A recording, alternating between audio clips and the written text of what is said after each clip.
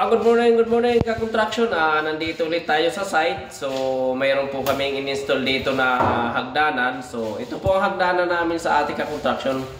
Ito ay hinahatak lang po siya. Sabay, ganyan po nangyari. So, hatakin mo siya pababa. So, ipupush mo siya pataas. Tapos, yan ka-construction. Napakaganda po ito sa mga atik. So, ganyan po mangyayari sa kanya mga construction. Pababa po ang ano natin.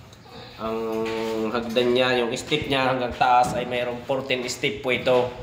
Ang problema ng ka-construction nitong hagdan na to, so kulang po tayo kasi sa space. Kaya nagkakaganito yung ano niya, step, medyo tagilid siya. So kung tama naman po yung ano natin, allowance ng wall, so mapapantay sana yan. Problema lang, medyo bitin siya, kaya ganyan ang nangyayari.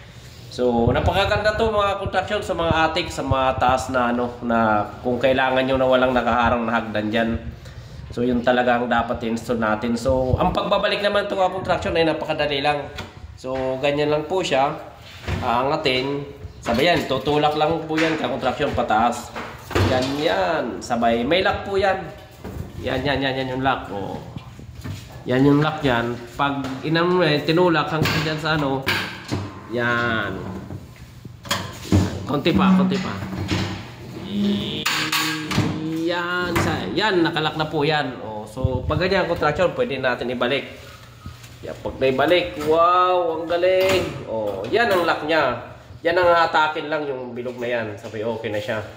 So ito pala ang ating mga mandirig pa, si Boss Pancho at saka si Master Boss Ronron.